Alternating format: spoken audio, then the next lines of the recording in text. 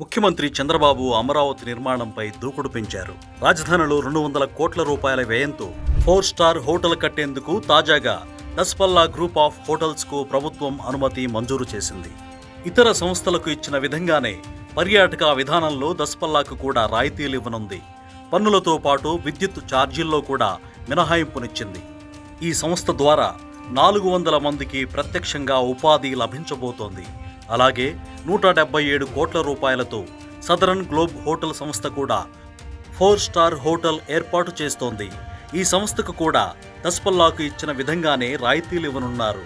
మొత్తం 600 మందికి ఉపాధి లభించనుంది.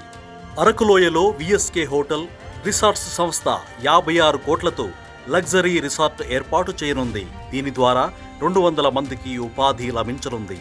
ఈ 3 సంస్థలకు 2029 వరకు రాయితీలు వర్తిస్తాయి. ఇప్పటికే రాజధానిలో వరుణ్ గ్రూప్ స్టార్ హోటల్తో పాటు కన్వెన్షన్ సెంటర్ కూడా నిర్మిస్తోంది.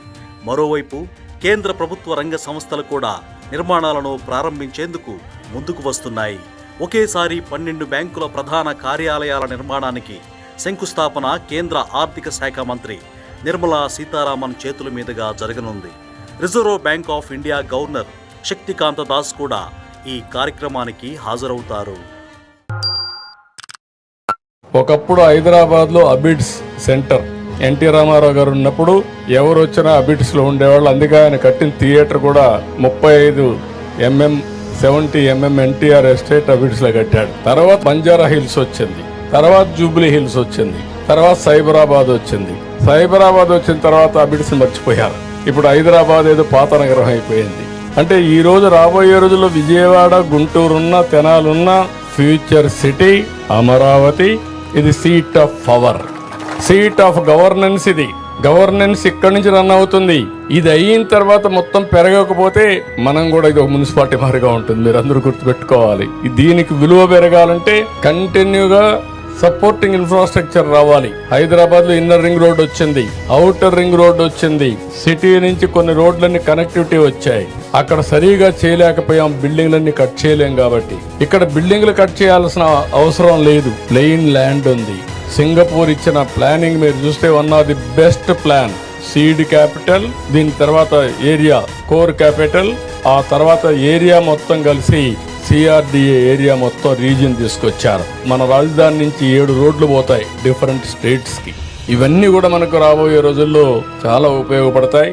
విమర్శించే వాళ్ళకందరికీ ఒకే మాట చెప్తున్నా, మీరు ఎప్పుడు విమర్శే మీరు చేసేది.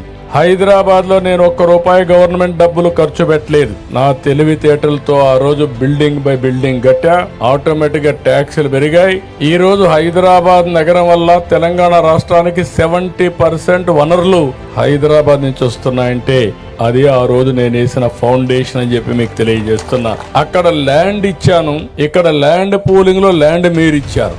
ఆ ల్యాండ్ లో కొంత ల్యాండ్ రిజర్వ్ చేసి ఆ ల్యాండ్ కూడా అమ్మి ఇప్పుడు నిన్న చూస్తే హైదరాబాద్ లో నాకు ఎంత ఇది రాయదుర్గ్లో ఎకరా 177 కోట్లు. నేను హైటెక్ సిటీ స్టార్ట్ చేసినప్పుడు హైటెక్ సిటీ ఎదురుగా ఎకరా ₹1,00,000. ఈ రోజు 177 కోట్లు అంటే ఎన్ని రెట్లో మీరు ఒకసారి ఆలోచించుకోండి. అంటే ఈ రోజు మీరు గుర్తుపెట్టుకోవాల్సింది, ఈ రోజు సిటీ ఇక్కడికి ఆగిపోతే ఒక చిన్న సిటీగా తయారవుతుంది. హైదరాబాద్ ప్రారంభించింది సైబరాబాద్ లో. ఎయిర్పోర్ట్ ఎక్కడ కట్టాం? శంషాబాద్ లో. ఇంకొక పక్కన గచ్చిబౌల్లో మీకు స్పోర్ట్స్ సిటీ కట్టాం. జినాం వ్యాలీ ఎక్కడ కట్టామంటే ఇంకొక సైడ్ కట్టాం.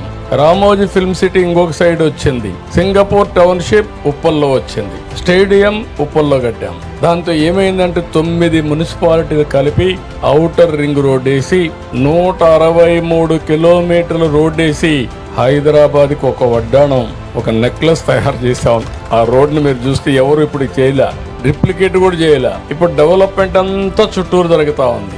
కోర్ ఏరియాకు ఎక్కడ లేని డిమాండ్ పెరిగిపోయింది. కోర్ ఏరియా ఏది? సైబరాబాద్. సైబరాబాద్ అంతా కూడా బ్రహ్మాండంగా రేటు పెరిగింది. అక్కడి నుంచి చుట్టుపక్కలంతా పెరిగే పరిస్థితికి వచ్చింది. నేను విజువలైజ్ చేసి చెప్తున్నా, ఇంత మంచి సిటీ, ఇంత మంచి ప్రాంతం ఎక్కడా ఉండదు. ఒక పక్కన కృష్ణా నది, దగ్గర 30-40 లక్షల ఎకరాలు సాగు చేసే నదిది. గోదావరి కృష్ణా అనుసంధానమైంది. రేపు రాష్ట్రంలో నదులన్నీ అనుసంధానం అయితే ఇక్కడి నుంచే నీళ్లు వెళతాయి. Fresh water. ఏ సిటీ కూడా లేదు భారతదేశంలో. ఇలాంటి సిటీ భారతదేశంలోనే కాదు, ప్రపంచంలో ఎక్కడా లేనటువంటి సిటీ ఈ అమరావతి అని చెప్పి కూడా నేను మీకు తెలియజేస్తున్నా. రెండోది, బంగారు పండించే భూములు ఇవి.